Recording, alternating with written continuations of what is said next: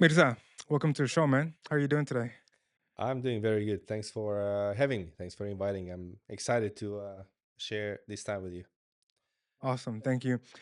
Something that kind of brought my attention to you, whenever we were hanging out a couple of weeks ago, was sort of your upbringing story. You know, the fact that but both of us are not Finnish and we come from different cultures, and there's some similarities in them, but we were definitely brought up under different circumstances. Mm. As I'm aware, you grew up during the breakout of the conflict in Kosovo. What was that like for you growing up in that kind of conflict? So straight to the deep end, Let's go, man. huh? No, it's a good question. So yeah, like you said, I come from Kosovo. That's where I was born and spent first 21 years of my life. Um, I hate to talk about the topic of war, and not because of personal trauma primarily, but because also when people learn about Kosovo, it's usually the war, and that becomes a premise of Kosovo. But in my experience, I was 8.5 years old when war in '99 started, Yeah. and my family was there during the war. So we have a countryside house that is 7-8 kilometers away from the city, where we also have a house where I grew up. And when war started, when bombing started and shit went down, my dad made a judgment call to that it's safer for us to move in countryside house, which was, let's say, geographically in position that was safer at the time. There's like a lot of context behind it, so we don't have to go explain that. But long story short, we did move that night with few bags to countryside house, and then the next morning, my uncle's family who stayed, they live a floor above us. They came in the morning, all semi-dressed and semi-naked and like horrified, and we didn't understand what happened.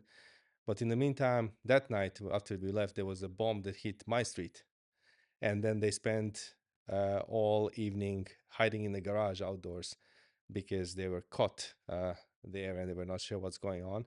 So it was like incredible timing that. And by the way, my dad didn't have any like intel or any. It was just a hunch and a gut feeling that now we have to move there, and I'm glad we did. Luckily, there was no one in my street that uh, got killed in that attack.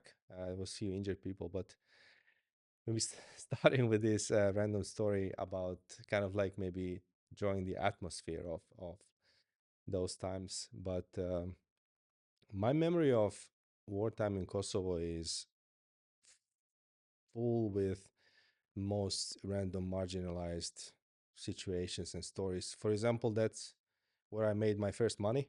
I was 8.5, and perhaps my entrepreneurial story starts then. And yeah, I sometimes might share that story as well. It's a bit long one, so I don't know how this podcast might have been 4 or 5 hours if Please we start share. sharing all the I stories. think that's if that's somehow the breaking point of what essentially led you to the position that you are at the moment, it's worth telling. Of course, if you're comfortable telling it.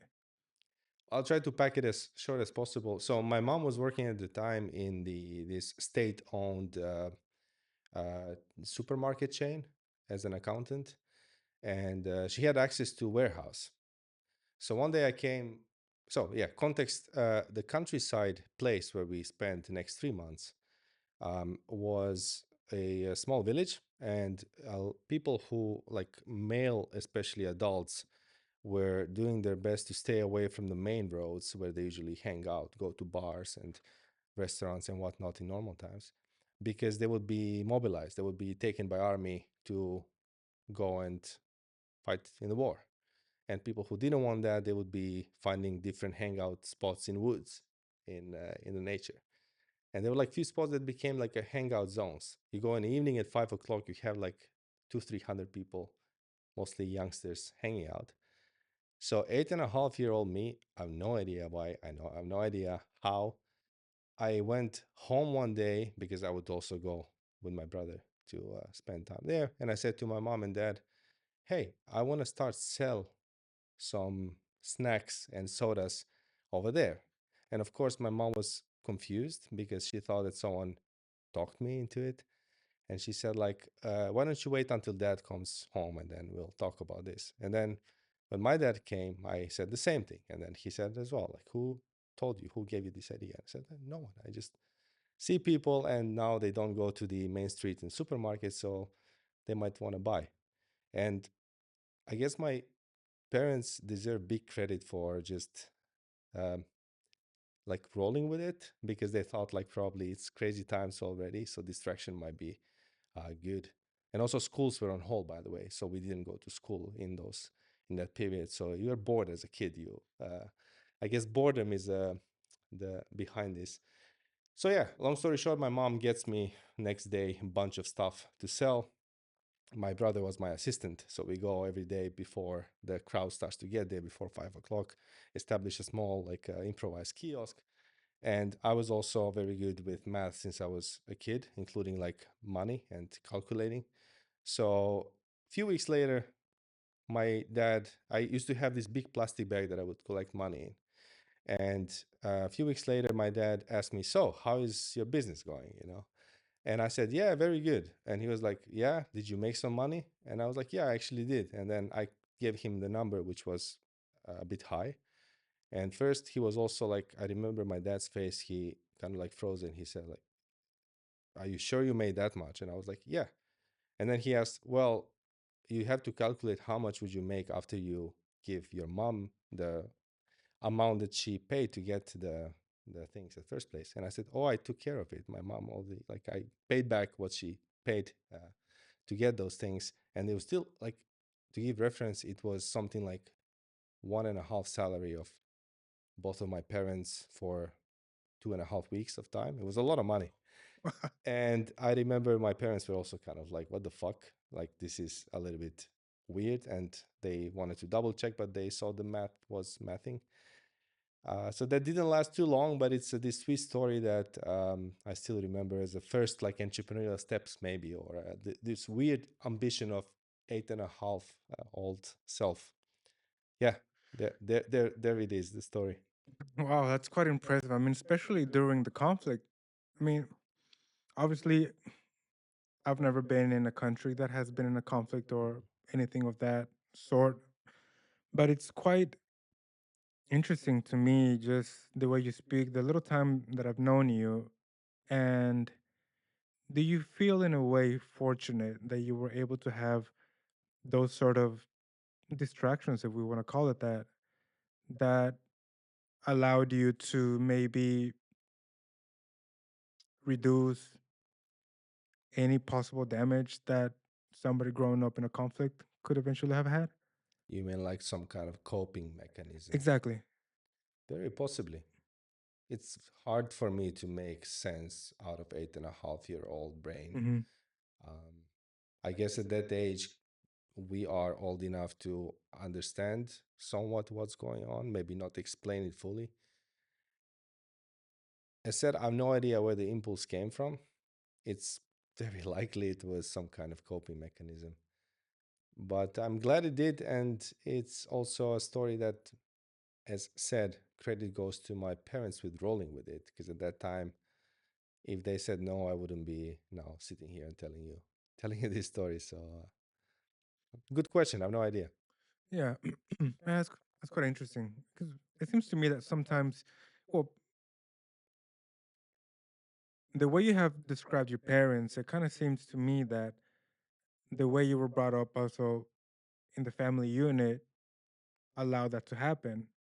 Unfortunately, sometimes people that maybe grow up in whether it's broken homes Mm, or homes where there's not a strong sort of family unity right. could then maybe become more difficult for difficult situations to be Right. coped with versus, for example, in your case, which is quite impressive. And obviously I'm very glad to hear that that was the way that it happened. You know, as an outsider, we only know the horrors of war through what we see on TV, but it never really ever compares. We can try to empathize as much as we Mm, possibly can, and well, And I think it's important also to talk about this topic given the current environment that we are in Europe, right? Yeah. I mean, it is a bit closer to us here on this side of the world than perhaps it is on the West. I mean, if you think about the West, they just kind of see everything as an spectators most of the time. But I mean, here we do have that potential danger. So the reason why I ask these questions is because, well, you never know how things could develop on this side of the world. And I think hearing these kind of stories can also give some context to people as to, okay, here's an incredible story about a person that, despite growing up in a conflict, was able to become somebody that is now, well, doing the things that you are doing. So, well, I gotta say my hats off to you, man. Uh, Thanks. I don't know if there is any credit to be given like that, but f- there are dots in life that one can connect if you take a certain distance. In my case, I'm pretty sure that the experience of, maybe to conclude the war chapter here, the experience that I went through the war, and especially I think post-war is another. Going back to weekend we spent together with some other friends, and we spoke about post-war part of any war experience. That was as well very. It came in my formative years, and it kind of leaves a strong stamp on who you are, and maybe choices you make later, and how you imagine your life to unfold. Like I am at the moment in Finland, the country I didn't grow up in, and I am not a political refugee. I made an active choice that I want to move away, and I want to live. In this case, I found my home in Finland. So if you ask me, are these two connected? Most likely they are, but it's a job for a more competent psychiatrist or someone who can explain it from expertise domain and draw some more direct links. Could be. Perhaps it's still too early to connect those dots. Mm. You know, usually until you have reached a certain age, you look back and you're like, okay, now that makes a lot of sense why things happen the way that they happen. That's interesting. You know, that you mentioned you're not here as a refugee. How was it that, I mean, it's kind of crazy that at some point in your life you're in Kosovo and then at this point of your life now you're in Finland. How did that change happen? Um, so I grew up in a environment that's now, especially when I'm in Finland, like highly political, meaning that not only as politics being very common topic when we do this chat and drink coffee, but in general, these post-war countries, especially like in Balkan areas, they still have unresolved situations, and that lives in daily life. That becomes too relevant. Who belongs to what nationality and who comes from what side and whatnot. And when you're young, it's weird energy to be feeding on. You usually find it like boring and disconnecting. At least I did, because I was since my early teenage years very like international minded, and I remember like I was looking for local um, international people who would live in our hometown to just kind of connect, I guess maybe a window to the world, or to kind of like escape this very small bubble. And as you grow older, I became a little bit fed up with Kosovo. Became too small and too um, it's like living in a one room apartment Mm. type of feeling.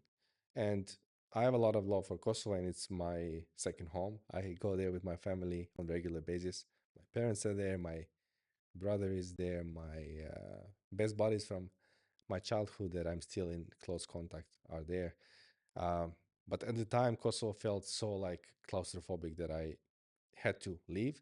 We were so lucky with a good friend of mine at the time. We jumped in this work and travel program. We went to US for 6 months to work and to travel. And the program usually gives you option and puts you in certain places. And we got, again, super lucky to be in Hamptons, which is very close to Queens and New York. So when you go from Kosovo, that is like this small, and someone throws you on big stage like New York, you I have no idea what the fuck just happened. Like, first of all, you went from 0 to 100, because also if you go from Helsinki to New York, is quite a shock. Um, so yeah, like that was eye opening in a sense of like I could smell different kind of like freedom, that not like literal freedom, but it felt like, wow, this is a new movie, and I want to watch it. I want to see the next season and next season. But it ended so fast. So then we go back home, and it feels again back to Sorry. go. No, no, no worries, no worries.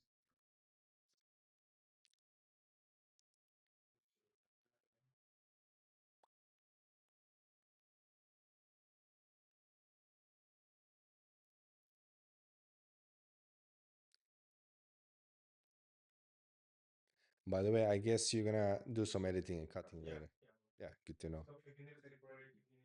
No, no, no need for break. Just like I know that I can be longer in some sentences, so you can trim it later.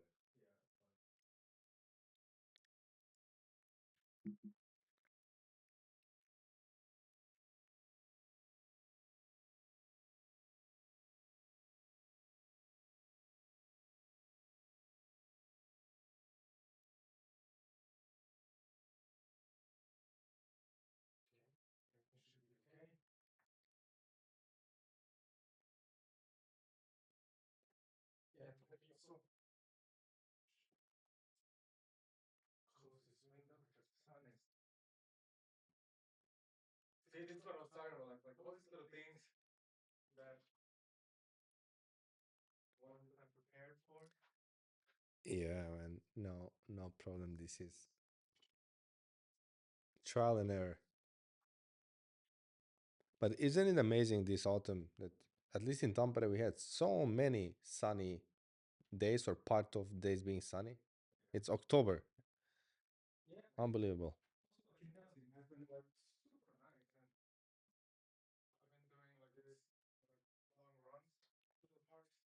Right.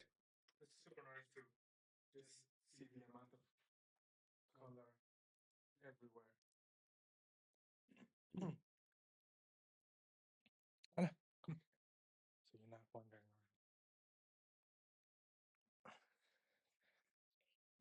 Okay. All right. Sorry about that. So you were mentioning, you were in the big stage. Obviously, it's quite different living in Finland or even living in Kosovo, going to New York. So if you can sort of continue where. Yeah. Yeah. So after New York, we went back home, and it felt again very claustrophobic. And we decided to quit university back home. I used to study at this American university that was like one, apparently the best university or whatever, but it didn't matter. We, with a friend of mine, quit Kosovo, and then we starting to think what would be our options, and we wanted definitely to go abroad to just live for a while and see how that feels. And in my case, it was a pure accident that I sprayed a lot of applications to universities. Finland was the first one to accept me and offer a place. And then I thought, like, yeah, I want to go there. And we were supposed to actually come with a good friend of mine, but he canceled like literally 2 days before the flight. And he was thinking, like, yeah, no, I don't think I want to be there. And it was sad at the time because we had this like very romantic, bromantic plan to do it together. But I was thinking, fuck it, like I am very determined that I want to go no matter what. And yeah, 12 years later, here we are. Hmm. I always like to ask this kind of questions for to other foreigners.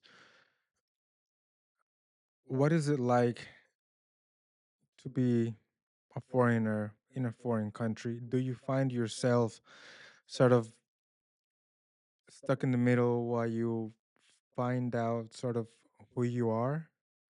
Did you ever Mm. felt that way? Like while you're trying to look for new opportunities and you're trying to fit in with the new society, obviously at first maybe you don't speak the language, maybe you don't look like them, you don't Mhm. speak like them, you have different belief systems, there's a bunch of cultural differences, so you're kind of like stuck in the middle. Did you ever feel that way?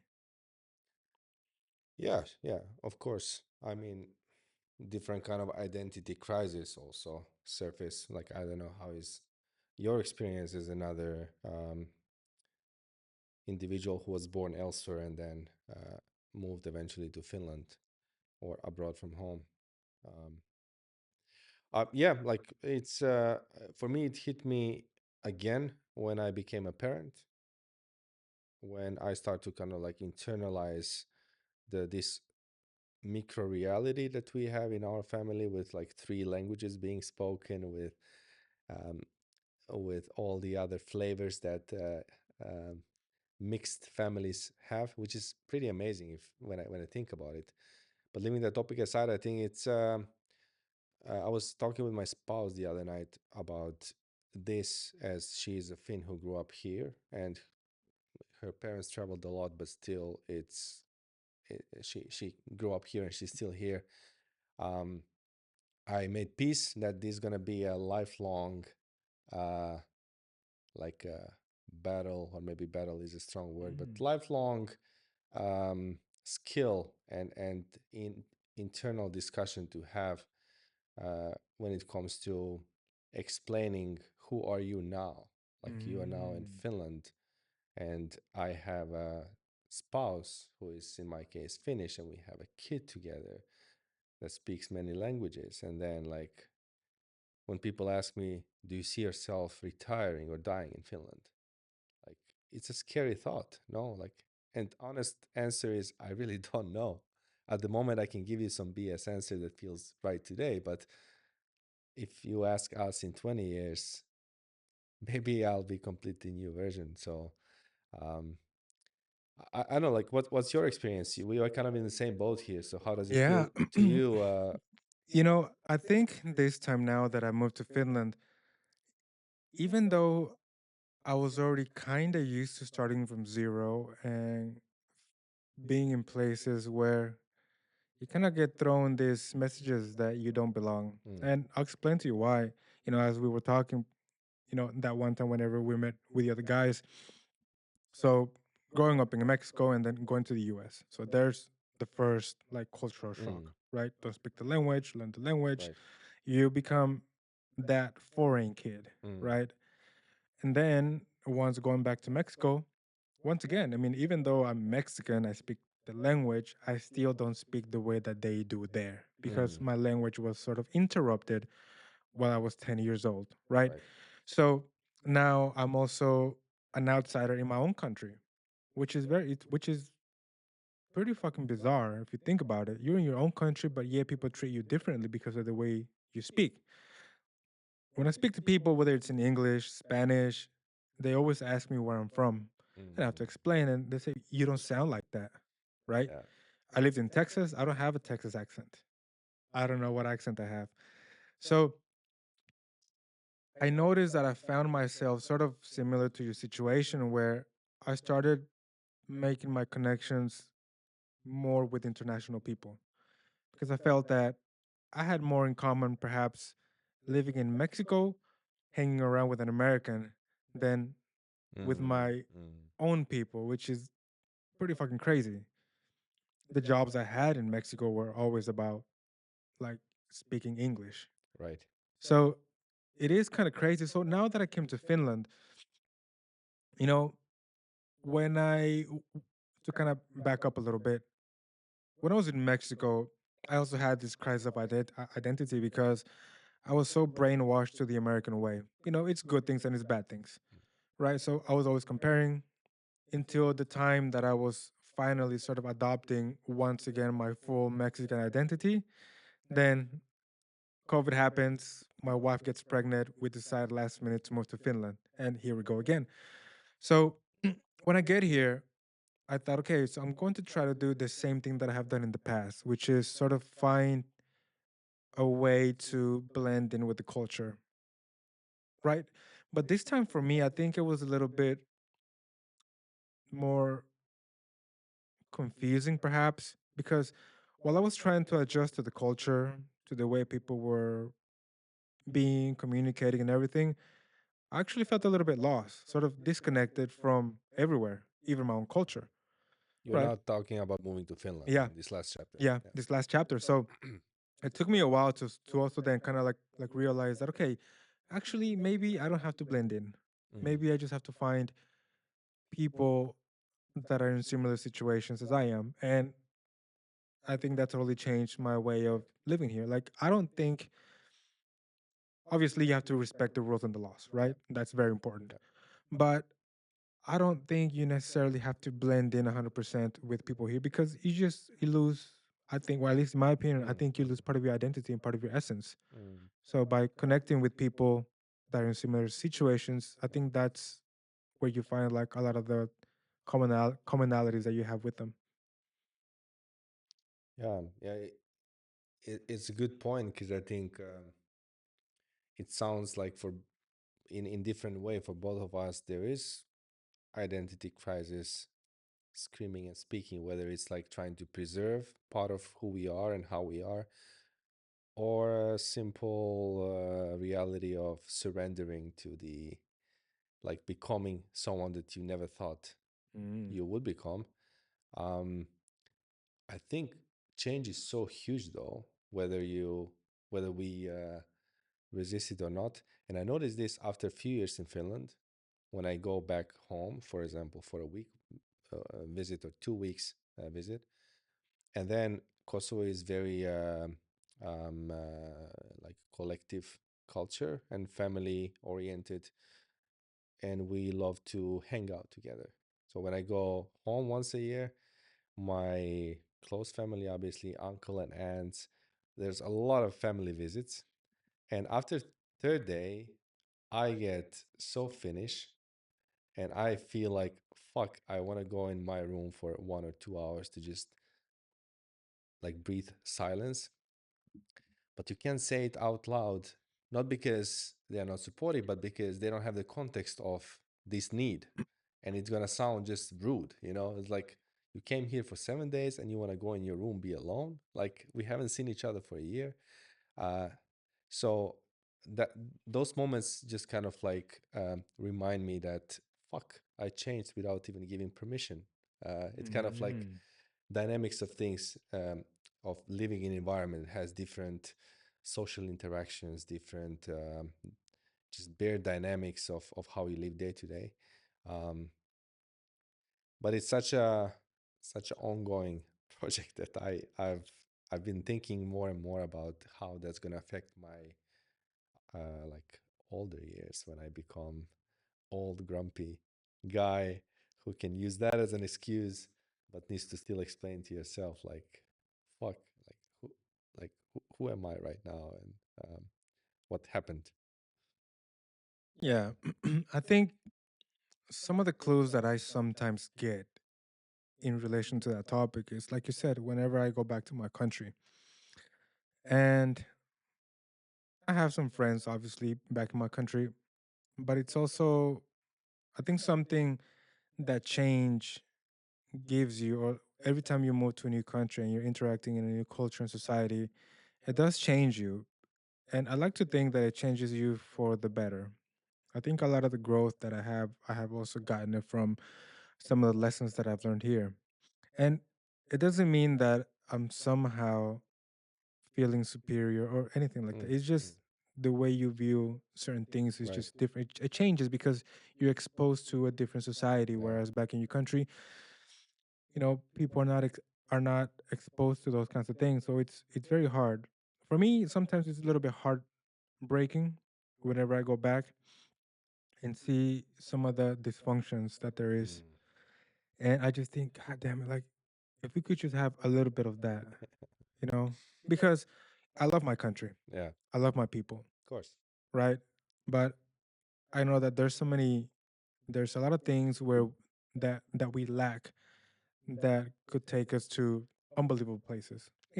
We have amazing work ethic, but at the same time, we also have some things that just don't allow us to advance forward for some particular reason. Mm. If we think of Mexico, I mean, as a country, it's the third, the number 13th biggest economy in the world. But yet, there's a bunch of poor people. There's just some people that can't even read. Yeah. So somewhere along the way, like we're not doing something to improve ourselves, right? I also think myself like as one of the lucky ones that Mm, was able to get out of those yeah, situations. You yeah. know, I was having a conversation with one of my buddies from the US, and we were talking about the topic, and I said, you know what, like, if I'm honest, like, if life doesn't give me the opportunity to get out, I could have probably been, I don't know, maybe criminal, Yeah, maybe I would yeah. be dead, maybe I would be doing something completely unsatisfying. And now that we have the possibility to think about those things, because, well, obviously Finland talks about being the happiest country in the world, and there's a lot of talks about work-life balance and Mm, sort of mm. pursuing your dreams and that kind of thing. You know, I'm not sure if I would have learned those things being in my country, but there's no way to Yeah. know.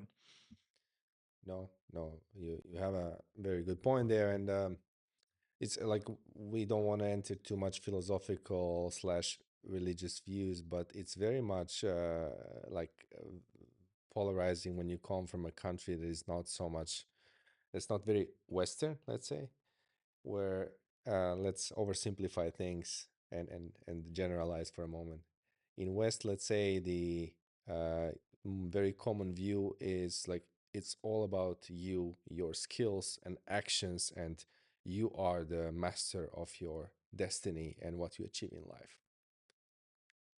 Oversimplifying, right? It's way more complex, but for the sake of example. And then when you go, let's say east or whatever is east, I think in this example Mexico is east, not West, geographically, but yeah. in like anyways, you guys are more like fate plays a bigger role in how people perceive world. God, God, God fate, willing. whatever we call it, like that's also the reality of like environment. Like in Kosovo, a lot of people say like you never know what fate will bring. And what does that mean? Like people get sometimes like triggered, like what fate, man? Like it's you decide. But caught in between of these two, I also find myself so lucky. I Mm. could come here and we could together sing songs and ballads of how smart and brave and amazing we are. But for both of us, I guess two bad decisions sometimes in the past are what divides us from being right now here, or being, you said, a criminal, or being unsatisfied, unemployed uh, person who does something horrible. You know what I mean? Kind of Yeah. like, so I try to find a way to stay humble that way. And it's still not late to become a, Oh one, two no. bad decisions from here, we could as well become those people we just listed. So life is very like funny like that. And we do have a big say, but not full control. So you never know what happens. Yeah, it's true.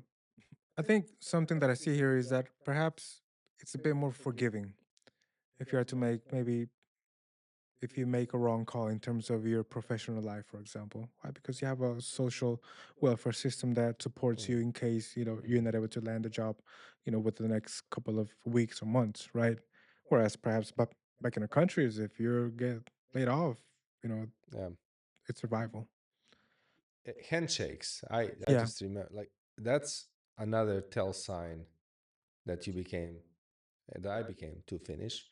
I was never a big fan of handshakes back home, and when I go there, every fucking person wants to shake my hand, and I find it's the old habit that I got unused of, and then you like everyone comes and shakes your hand for multiple times, and then you start to think like we just shook hand 5 minutes ago, like it's a completely unnecessary act. uh, but I caught myself again like being like, you used to do that, man, like not so long ago, so why you're so triggered? So I don't know what's your relationship with handshakes, or if this is the topic I want to explore, but Yeah, it is. I mean, I think there's a lot of like cultural norms that I find myself sometimes not doing because I wonder if the other person is into those kinds of things. Like the handshake is a perfect example. Like actually me, like I like handshakes. yeah. I don't know. It's for me, it's just like a formality, and I don't know. For me, it's just like a big sign of respect for some Right, reason, right? And here, whenever I can't shake people's hand, it's like I can't trust them. You know? right. So it's like a way to connect and to Yeah, feel yeah, like, exactly. you know For me, it's a way to connect. mm, Or and for me, it's a way to show that I care, Right. about Right. you. Perhaps that's one of the reasons why. But there's also some things that I notice myself that are kind of finished now, and it's the space. You know, I've always been kind of in Mexico. This is kind of weird. Like in Mexico, people can show up unannounced at your house. And it's completely fine, Right. right? And I never really liked that. Like I always like I was always very picky as to who I took to my house first.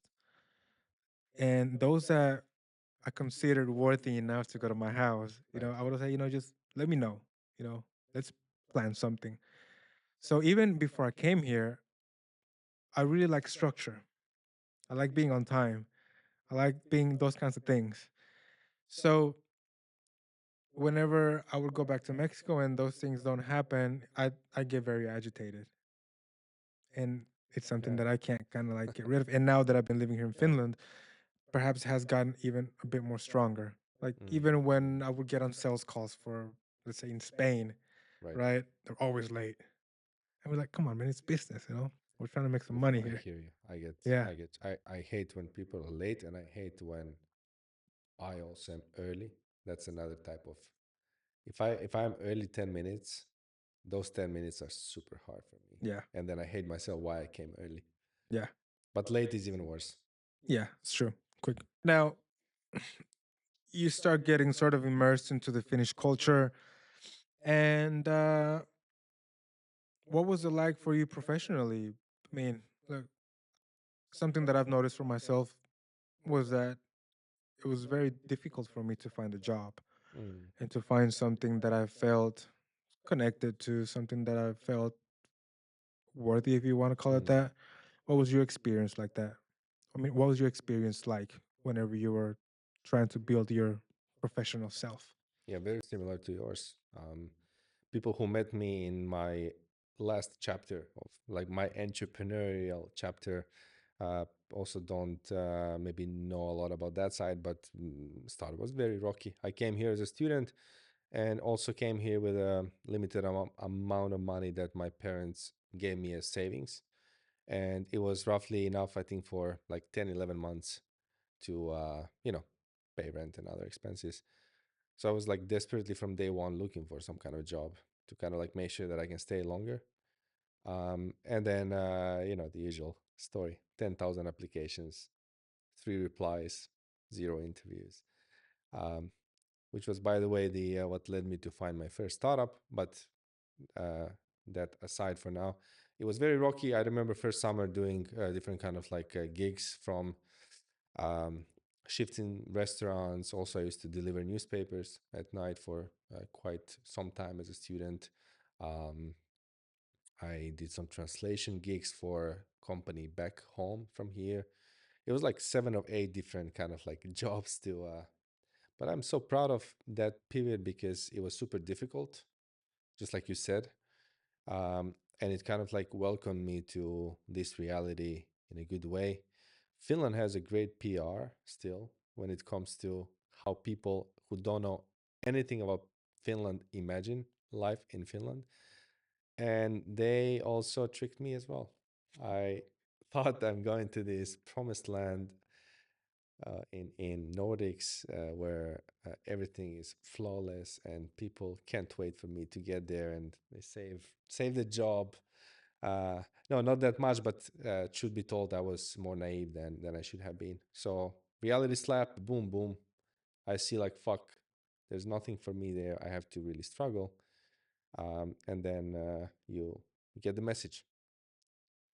I don't know. I don't know. For you also, you have the U.S. experience, which was probably also another kind of like new and different. But U.S. dynamics and it's kind of when I was in U.S., it seemed a bit easier to get a job than in Oh Finland, yeah. wasn't it? Oh, absolutely. Yeah, and well, for me in the US, I mean, it was very easy to find work because, well, first, you build a community, Right. and it's usually that's kind of like how you move into jobs. But for me also is because, well, since ever since I can remember, I've been working. Since I was a kid, I was working in Mexico and obviously in the US. In the summers, in the weekends, I would work construction.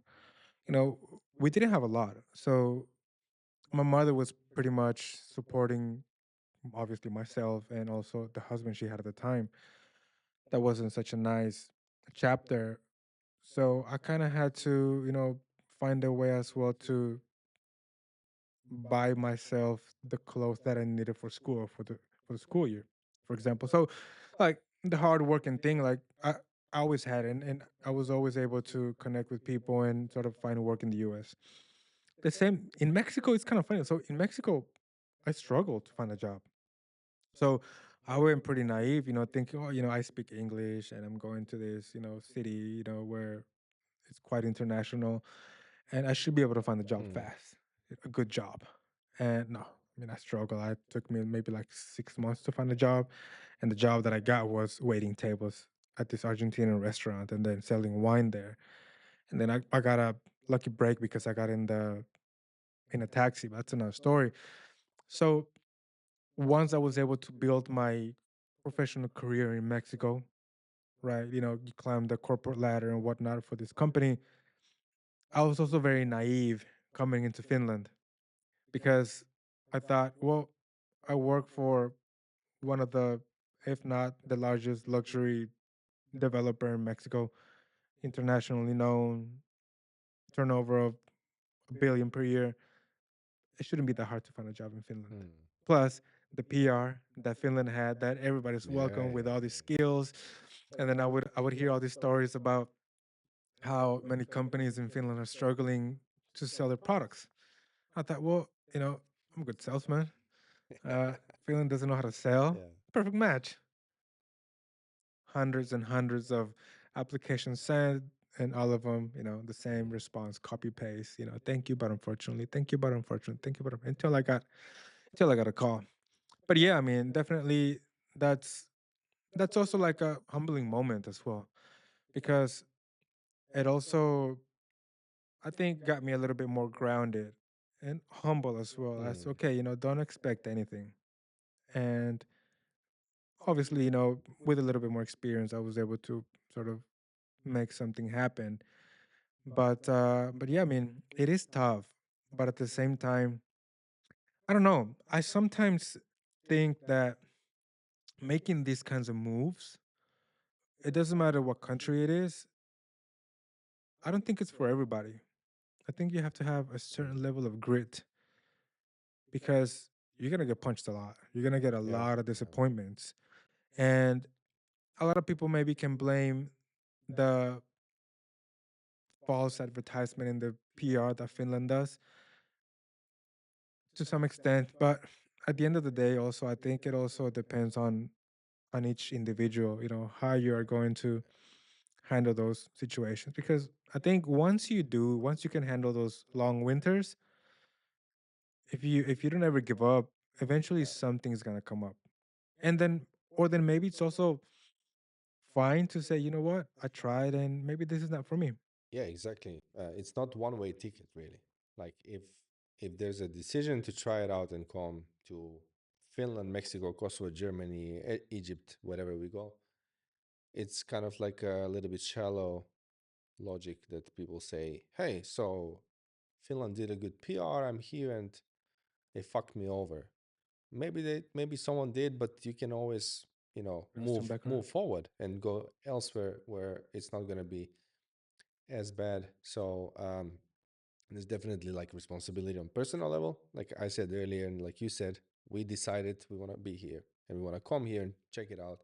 So I am very happy with being where I am and living here. But I wasn't always, just like your beginning was rocky. And my question is also, what country is easy? Where would be like much easier? I don't know. I haven't lived in many countries, probably not a lot. So it's more about like, I moved in my early 20s. How much did what kind of view of the world did I have back then versus now? Or if you think of yourself 10 years ago.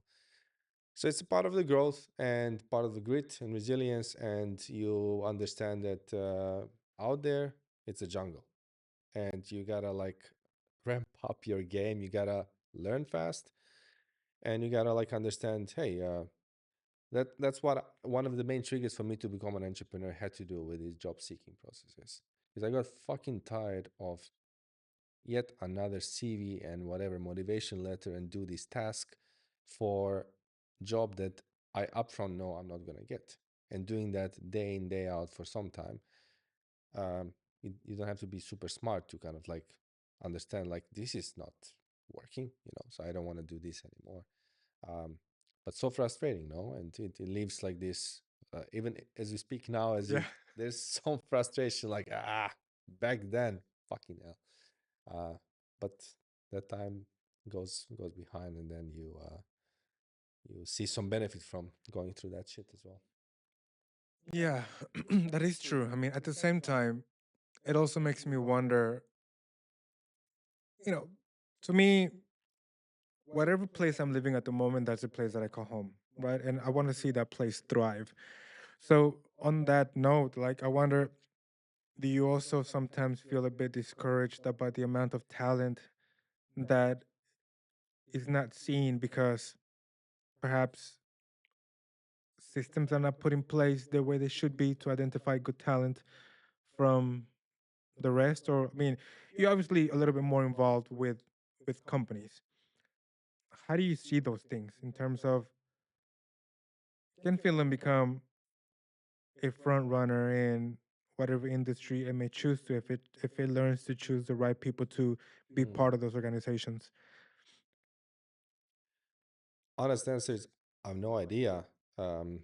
I try to develop some sort of empathy towards people who are on each end. I'm not talking here about unemployed people only. I'm talking also about when I became an entrepreneur, you see this other perspective of things, how difficult it is to hire, how little margin of error you have as a small company to Hmm. get the right person in the company. So on both sides, it's extremely difficult. Um, I to me it makes a lot of sense, and it's very unjust situation in all markets. Like not the best talent gets a job, not the best founders build the best companies in a sense of evaluating who's smartest, who has the best grades, who has the best skills and whatnot. Is there a mismatch? For sure. How to fix it? It's seems to be a huge problem, and problem that is becoming bigger and bigger in Finnish case, because the Finland is not growing as a country for like 15 plus years, Yeah. and it becomes quite a big topic for all of us, whether you are politician or entrepreneur or whatnot. So what I know is attitude is something that one can have control over. Um, in Finland, like a lot of people joke, it's not a country, it's a club. I think if it's a club, if it's so small, then knowing these too few people that live here helps a lot. Hmm. Networking was a game changer for me when it comes to opening opportunities, connecting to people that 5, 10 years later become somehow relevant for doing next in my professional private life. So, like I said, I'm not the best person to speak on this topic. My experience was I would give advice to not try to predict this as a result and how it's going to unfold, but network, try to stay positive and try to give the best version of yourself that employer or someone who can be your friend wants to be around you.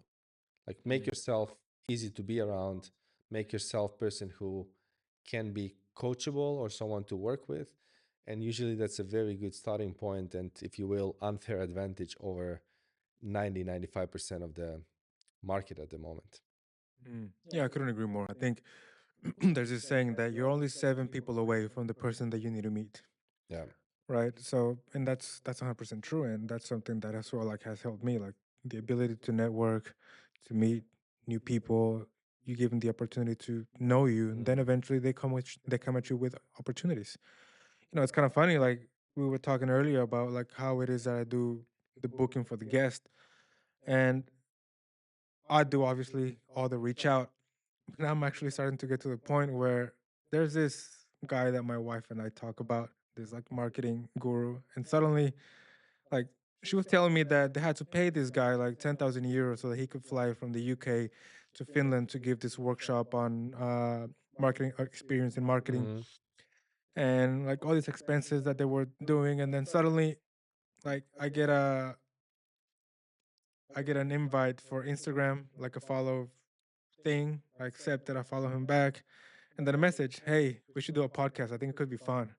So I think to what you were talking about is your ability to network is also going to give you the ability to perhaps even people that you don't even know yet are going to be able to find you. And that's like my first sort of, I guess, I think all my guests have been a success story because they have accepted, like yeah. yourself. But this guy's actually the first one that actually reached out to me to say, hey, I would like to be in your podcast. So at first, it may seem that you're not getting the results, but you just got to keep on going until eventually somebody's going to get in contact with you, right? Yeah. Yeah. Yeah. So tell me a little bit more now on just shifting into your professional life. You've been working here at Platform 6 for how long? Well, my office is here. I became an entrepreneur 7, 8 years ago, Yeah. even before we moved to this house. And I work with early stage startup companies and founders. My, I guess, ultimate job is to help someone turn early concept or idea into hopefully profitable growing company. And in more simple terms, it means working with young, crazy enthusiasts who come with different kind of bold ideas. Some more formulated, some less, some better businesses, some less. But the energy is something I find like what's the word, addictive, and Mm. I love working with black sheep. I perhaps consider my path a little bit like that, including my school time and so on. I was never much of a scholar and always liked when people are a bit rebelling. Mhm. So I work with these entrepreneurial rebels, and they all come with a shot to change the world. Some of them do a bit, some no. But so yeah, that's my professional life in last 6 7 years. But yeah, I think we have to we do this part. It's I lost the train of thought, but you No can worries. cut it in the middle. Yeah, it's fine. Uh, this is one question that I've wanted to ask, especially since you work with entrepreneurs. Should all the entrepreneurs be entrepreneurs? What do you mean? Can you Yeah, elaborate? I mean, should everybody try to pursue entrepreneurship or No, no, why not? because nothing is for everyone. I hate dancing, for example. Should I become a dancer? I'll tell you, it's not a good idea. I'm not gonna enjoy it. People will not enjoy watching that.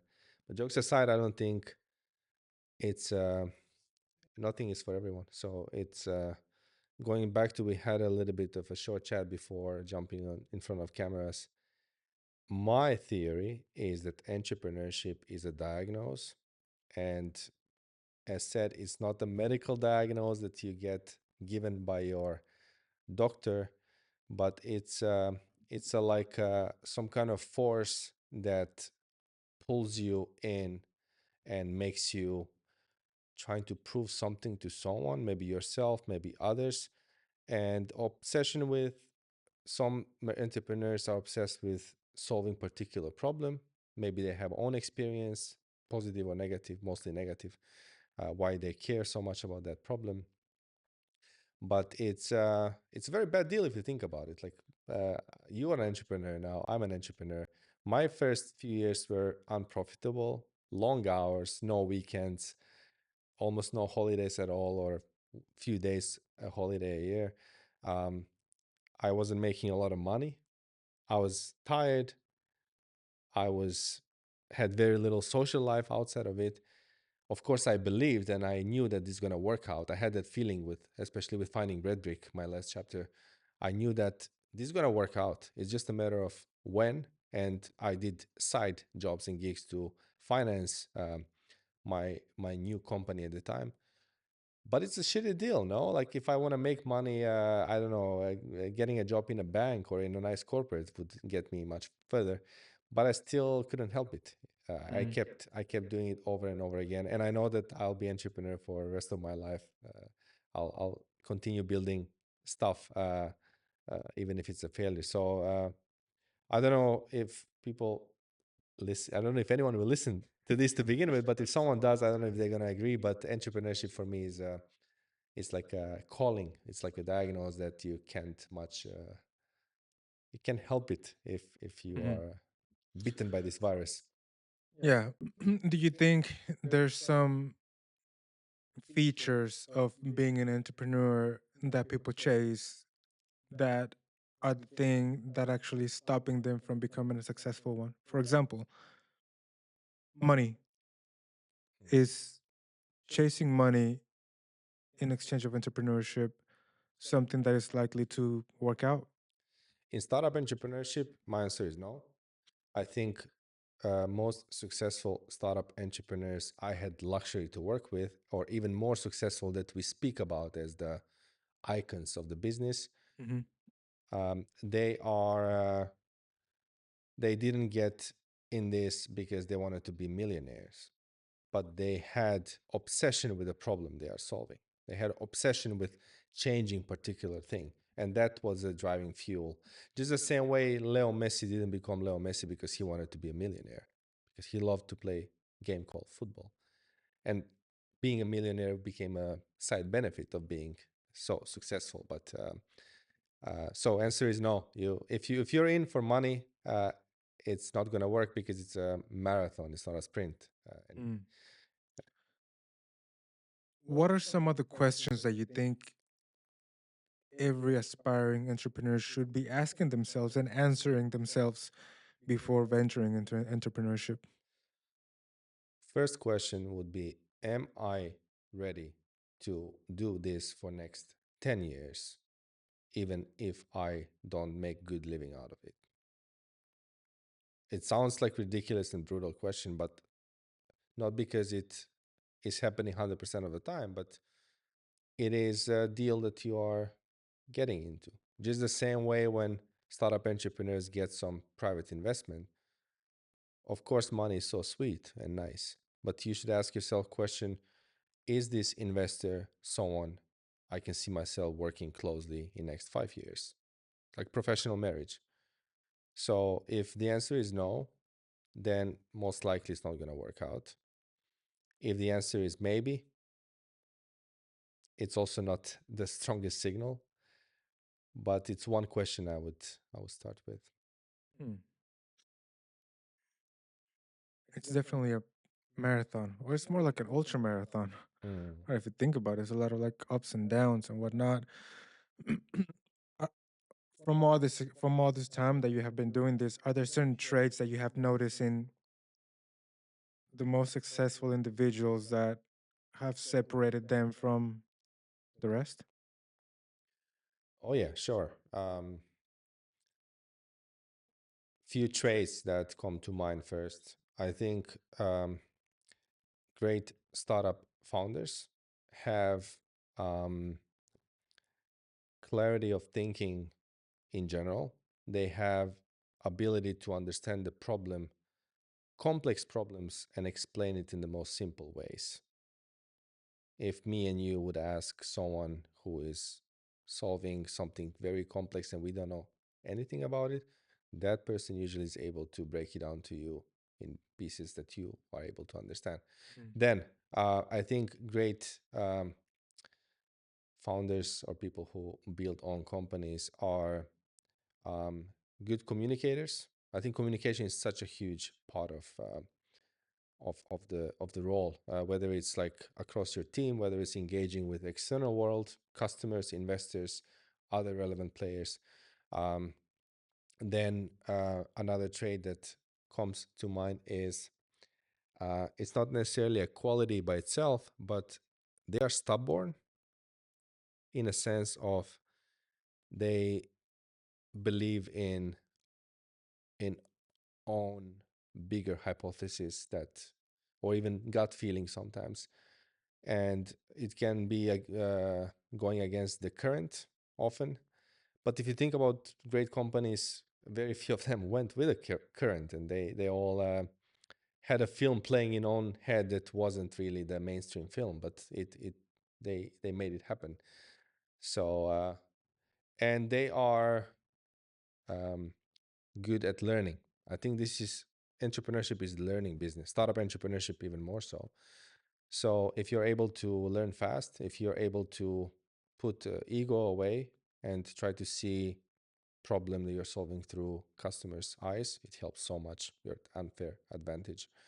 And maybe last trait, that's what I put some weight uh, on it. I can't quantify it with data, but I think that X factor, whether it's charisma, whether it's having ability to convince the best people to work with you, or the type of energy that some founders have, that there's some, it just feels right, and you Hmm. want to be around them, you want to be part of the thing that they do.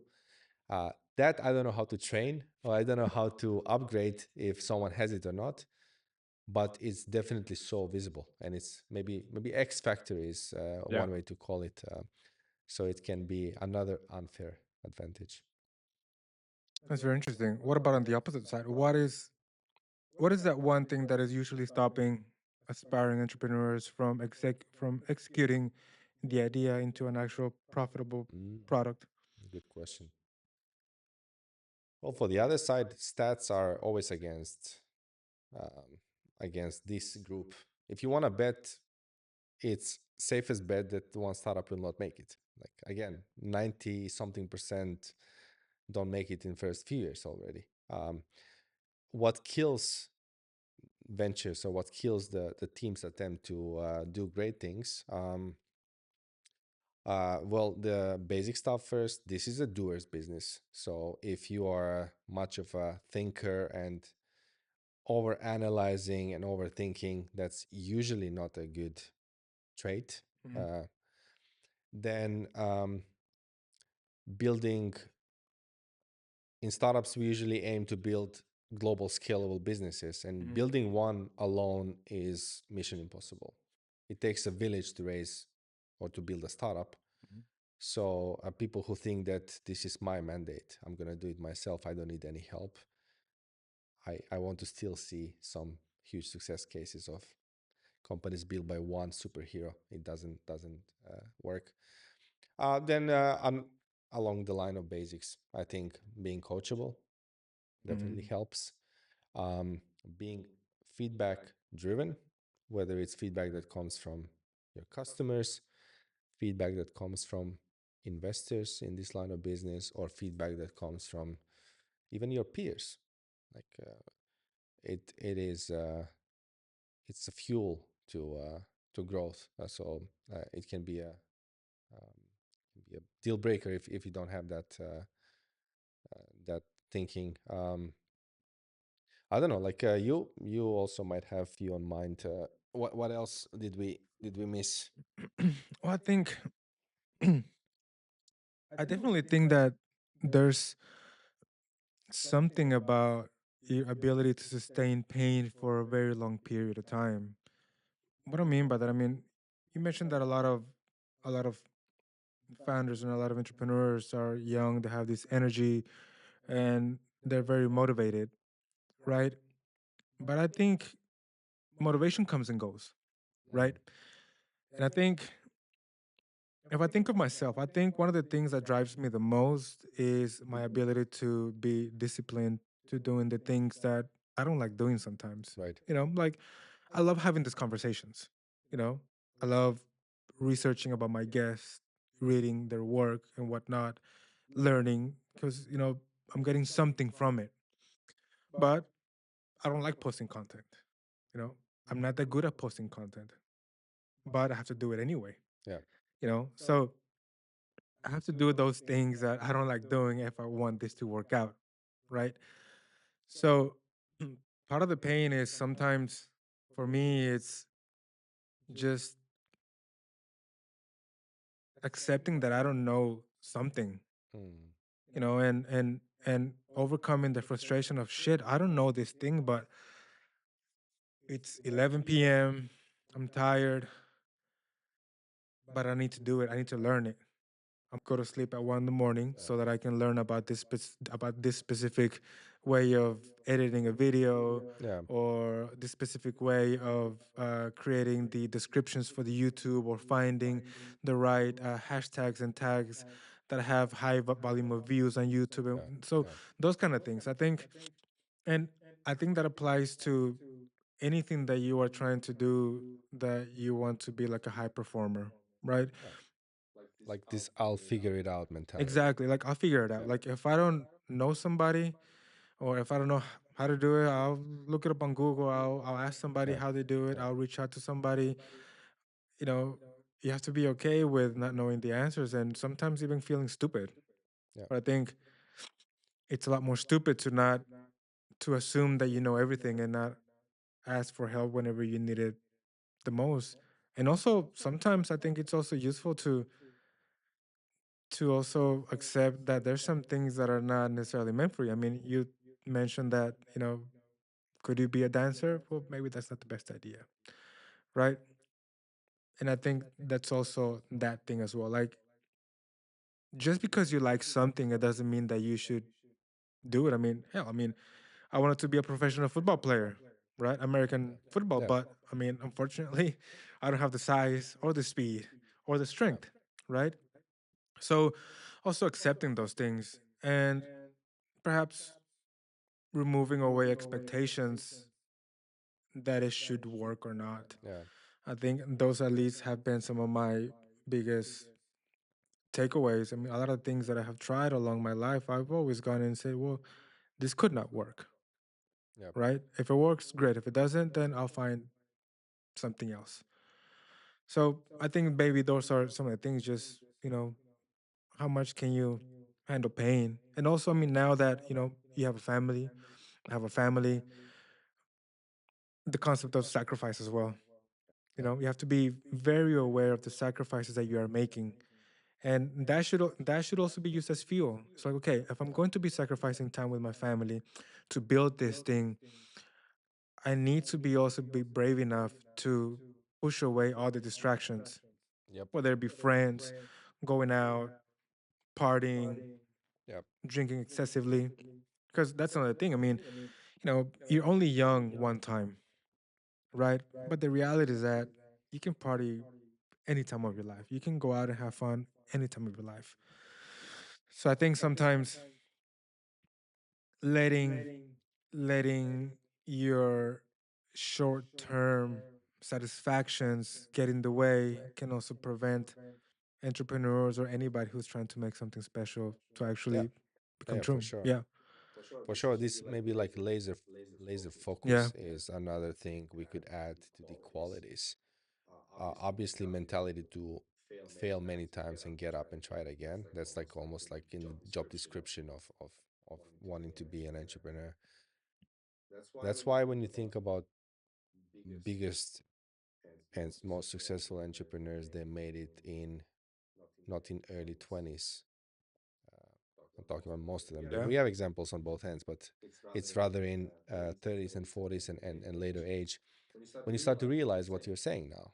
Like if you know that you have a lot of things and responsibilities today, you have to perform. You have to like make it count because you want to finish at some time and go home and still be a mother, father, whatever other roles we have outside of work.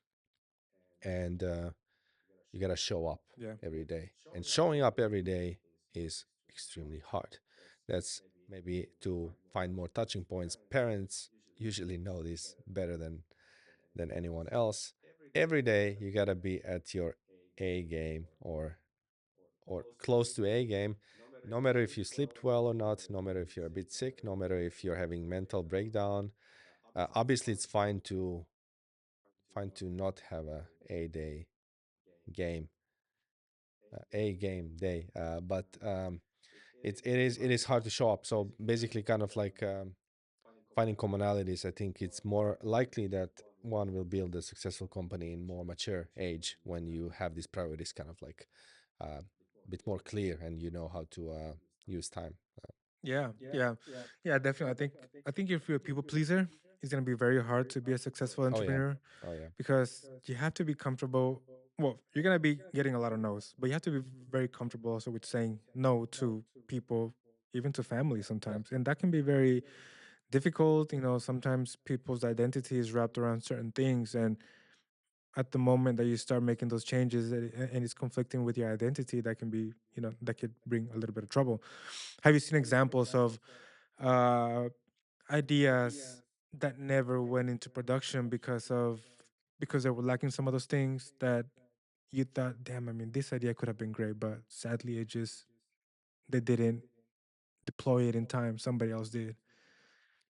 I mean, probably 97, 8% of all startups ever out there. Um, and then also kind of like shining lights on this idea side of startup business. There's no question there are most amazing and great ideas in a genuine sense out there. And when I started my first company, there was one big illusion I had. I thought like, oh, like we have this idea. Like we were drinking in a bar, two guys, and we thought of brilliant thing that's gonna make us filthy rich. But then it turns out it's not so much about ideas, but about making them happen Mhm. and putting them into practice, implementing and distribution is the key with these days with startups. Because also these days building uh, demos and prototypes became crazy easy. Like with 2.5 prompts, someone who never knew how to write a single line of code now can do miracles in that sense. But how to turn that into actual business, how to create value for customers who are willing to pay, that's extremely difficult. So yeah, I think ideas are worth zero before customers are willing to put hand in the pocket and ask how much. That's the ultimate validation of putting any idea. I'm talking about business ideas, Mhm. obviously. Any startup idea into reality, and if they don't want to pay, why they don't want to pay? If they don't see the problem you're solving or solution not being good enough, you ask why, and then it's like a lot of devil is always in the details. And perhaps now we are describing another skill or flaw of good or bad founders. So That's true. What about, I mean, you talk to all these entrepreneurs, you coach them. I mean, not just you, but also all the team around here. I wonder, how do you work with the timing in regards to the products or ideas that they're trying to develop? And the reason why I asked that, I'll give an example. I don't know if you remember back in the early 2000s, the app Vine. yeah. Yeah, obviously that was a matter of timing. I mean, it was pretty much the same thing as TikTok, short term video that went kind of viral for maybe 1 year and then it just sort of Mm. died off as Instagram sort of was becoming more globally adopted. But now TikTok is a whole different monster. So, how do you manage or how do you coach on timing? Is that something that you coach or is that something that they have to figure out themselves? Is the problem that they are trying to solve Mm. good for this particular time? Um, I don't have tools to maybe coach for timing. What we try to do if I work with a startup entrepreneur, kind of like how can we read market signals Mhm. and market drivers so we have some sort of prediction when would be optimal time for market to adopt some new disruptive solution. Timing is everything is business. You open another important topic. I think our first startup was back in 2012 or 2013, personal branding platform. And it was deja vu that after we had a good thing going for a year and a half, we killed it because it wasn't growing. We had no idea what to do with it anymore. Then 2 years later, there was this startup from Denmark whose name now I can't recall, who was doing something very similar. And at first, you have this anger kind of like, the usual story, like that was my idea. We did this before you guys, but it didn't matter because they did it in the right. Of course, the company never was a unicorn or whatever. That's why we uh, don't know about it or haven't heard about it. But my highlight was, aha, so we were early with what we wanted to bring to the market. And these guys did something very similar 2 years later, and they had relatively okay commercial success. Timing is everything. How to time for right timing is extremely difficult. Yeah, but I think that also gives you an idea that you're onto something whenever you come up with ideas that eventually somebody else comes up with. And the reason why I say this is, so I mean, I'm obsessed with podcasts. I consume ungodly amounts of podcasts, Right. and they have helped me so much in so many ways. It's in your job description now. Yeah, So it is actually. So kind of funny story. So a couple of months ago, like, well, ever since I started, like, I always wonder, like, podcast is becoming such a big thing. mm, Like, why nobody has taken it to the big screens? And while I was, dreaming, like, okay, maybe one day if I was to become big enough, I'm gonna take it to the big screen. And 2 weeks ago, Stephen Bartlett announces that his podcast episode is going to be shown on theaters. I was like, right. that's my fucking idea. He stole it. You Yeah, should sue I him. should. Yeah, but I think I think there's like some silver linings from Yeah. discovering those things because I think it just shows also the fact that you are dialed in on that thing that you are doing and you are looking for new ways that you can create a product, whether it's a podcast. I mean, a podcast of products as well. I mean, pretty much anything is a product nowadays. So, yeah, and sometimes also just I think that can also give hope to entrepreneurs. The fact that they had a good idea, but somebody just happened to come up with it. So it's just kind of like, well, my ideas are not so bad then. If somebody was able to come up with it and be able to actually make it. But then there's also the flip side. How much do you see of entrepreneurs trying to replicate the same thing that is already out there, but just with a different logo, for example?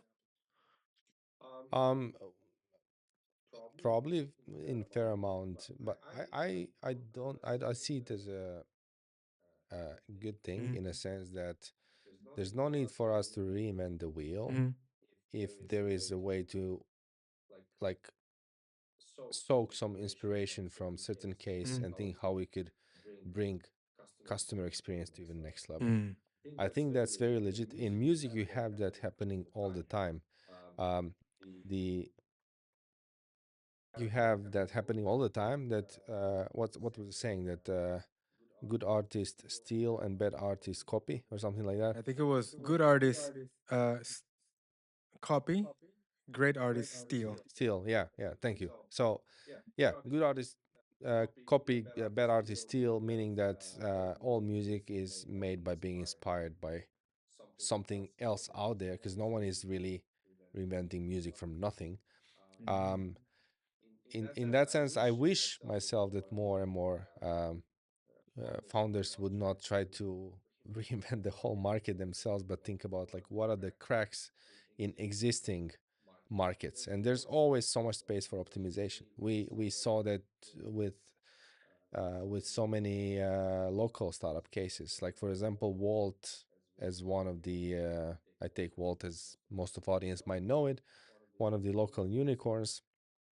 Walt didn't invent restaurants or food or food delivery as an idea even, but it connected the dots and found this crack in one market and industry that is quite big. Mhm. And then if you think also of timing, if you look at Walt's growth, COVID COVID. played huge role. So is that something that Walt could have controlled or predicted? I would say no. Like if maybe they had some Unless they know marketing, something or we but don't know. no one. Yeah, or maybe they caused it. No, no, no. I'm just joking about that. But what I'm trying to say is like timing has such a big power to be a game changer. And in their case, in Walt's case, also it's not like the craziest technology breakthrough. It's a very simple app It's that GPS. gets the job done, and it found the sweet spot. So I let's take example of, I get lately a lot of TikTok content on this one guy who he's a barista, and he has this like fuck matcha theme going on, because apparently he builds the content around hate against matcha. Yeah. Like it's not really hate, but he pretends to hate it.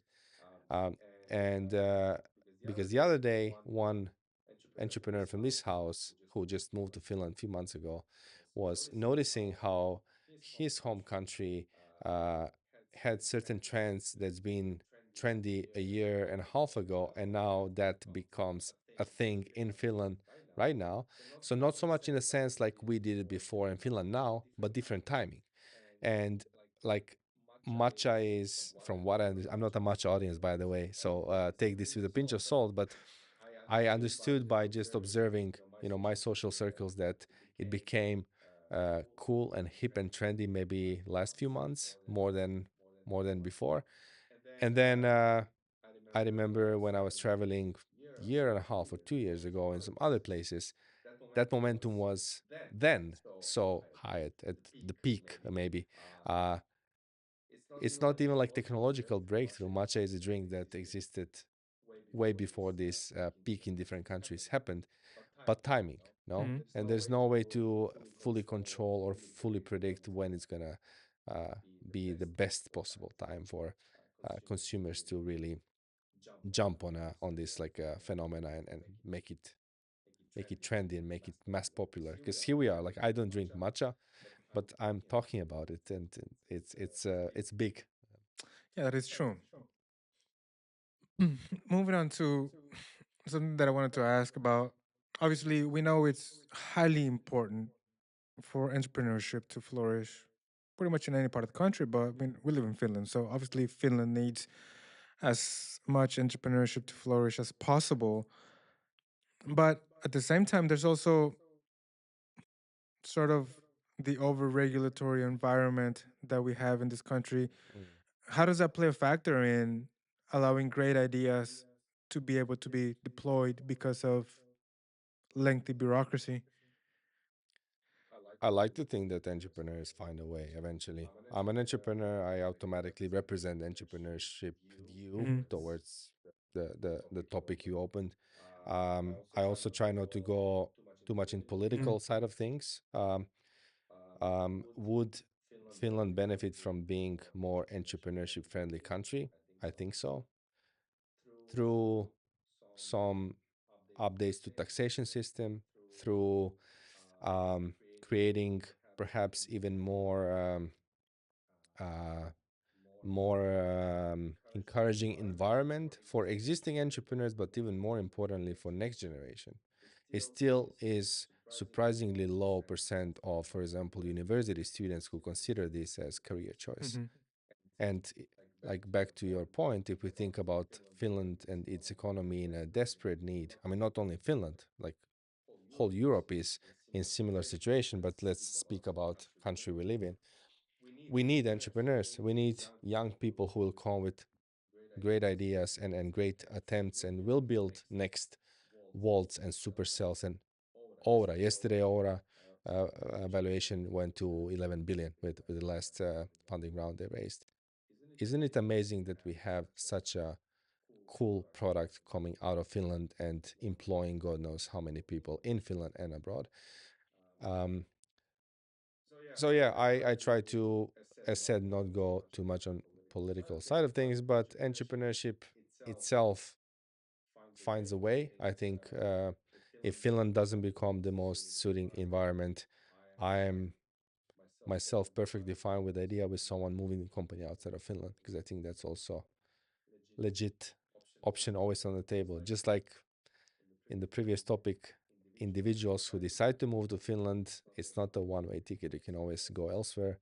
You can as well move companies elsewhere if you find better, more suitable environment for growth. Mm. Is that something that you suggest to your fellow entrepreneurs? Like if you see that there's maybe some hiccups or maybe something preventing them from fully executing the idea, that you say, hey, maybe you should look at this country. They have a little bit lower regulations in relation to that industry that you're trying to Hmm. target.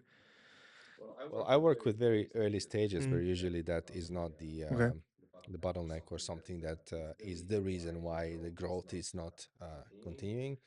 Um, I think dynamics of Finnish market is something that is a common topic within my work and type of entrepreneurs, startup entrepreneurs I work with.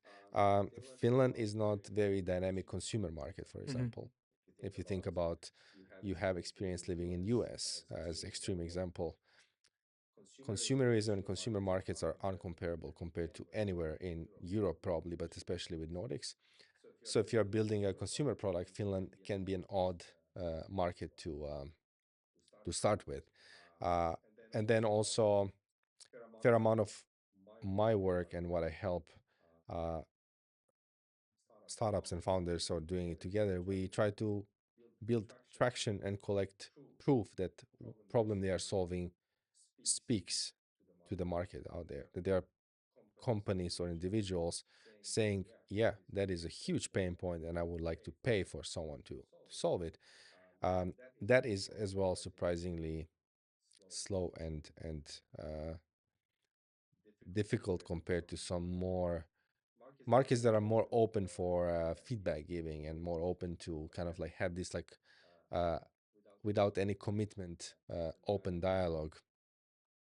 Of course, with some cases, language barrier plays a big role. If you are not from Finland and can speak Finnish, obviously, it's more difficult to get to um, C-level manager people in traditional markets like construction or something. Like, yeah, it's not gonna be an easy gig to land. Um, but yeah, like stage that I work with, usually if it's not successful, it's not the case that there is a regulation or government part or environment limiting too much, but it's mostly on team and founders failure to identify business opportunity or failure to build a good product that solves a problem or failure to sustain growth steadily long enough or yeah, Hmm. team's fault usually. Yeah, I completely agree. I wonder now, like, obviously, hearing you talk a little bit more about your professional side, sort of like it has been like super nice conversation, just learning a little bit more about you and even about the work that you do. Is there something from your upbringing in post-war Kosovo that you feel is essential to the type of work that you do now, that you feel perhaps you wouldn't have if you had not experienced those things? Oof, good question. Again, we could draw a lot of parallels and links from my uh, early early formative years when post-war Kosovo period, and then how did that shape my choices and what I do, for example, professionally today. Um, there's certain type of resilience you build growing in that environment for sure. Um, with post-war years, I highlighted also earlier, real quick. I don't think it's so visible on the outside that when in Kosovo case, when country gets out of the war, there's this raw atmosphere. You know, it's not like okay, it ended, next episode, and now we all live happily ever after, and everything is awesome. But there are a lot of problems still that are in the process of being solved. In my case, I also come from a minority in Kosovo that speaks very different language, has very different cultural background, so that adds definitely big layer of complexity and certain. I'm not gonna say discrimination, but kind of like when you're speaking about um, your childhood years and when you would go to Mexico and not feel like a Mexican and go in US and not feel like a Texan or I grew up with that feeling all the time. And in that sense, for me, moving to Finland was a little bit of unfair advantage because I was already not feeling like a complete local at home, if you know what I Yeah. mean. Kind of like I felt not. I was always. Uh, I was never felt equal to locals. I was always like a little bit more lower or higher for some reason, but never like that equal treatment that later on when I was thinking about it, I thought like I think that I wanted to be equal and be like, like other locals there. And then you make a peace that I will always be unequal wherever I am. And for me, there is some sense of fairness. I know it sounds unfair, and it is, but it's a logic that I learned to live, and for me, it's very easy to live explaining uh, my environment like that. So translating that to entrepreneurship, again, is entrepreneurship the most popular choice? Probably not. Did I do it? To state my point, it just felt very easy to accept that, I am fine with being black sheep, and actually, it's part of my identity now in a good way, not in a like victim way, but it adds some flavor to just living everyday life. Hmm. That's beautiful. Mirza, what is something you hope people can take away from your story and from our conversation? My message would be that we don't know if something is right for us unless we try. So I would just encourage, especially younger people, to try and explore things that might seem like their passion. The sweet spot is when you find something that you really like and gets you excited and turn it into your work. Very few people out there are in position to like lucky to end up with that. But whether it's starting a company or starting a new hobby or traveling somewhere, or I don't know what people have as their wanna do's and priority list things, now it's a good time to fuck around, try, see what happens, and learn from it. So I don't know, like I so you. I don't think I have like a punchlines here, It's so okay. maybe we should this part you can see if it makes sense All or right, no doesn't. worries. I notice that I'm getting mentally tired and watering my answers, so That's fine. That's it's part of the we being can an cut. entrepreneur. Mirza, thank you so much for joining me today. It has been absolute pleasure just getting to know you a little bit more on different levels and just seeing different layers of your life. I think, like I've said before, you have an amazing story. I get inspired by it. I hope the listeners can also get inspired by it and learn something. Where can people find you and keep up with your work? Hey, by the way, thanks for inviting. This was very, very resourceful and kind of like reflective to revisit some parts of my upbringing, and just like myself, thanks for sharing your part.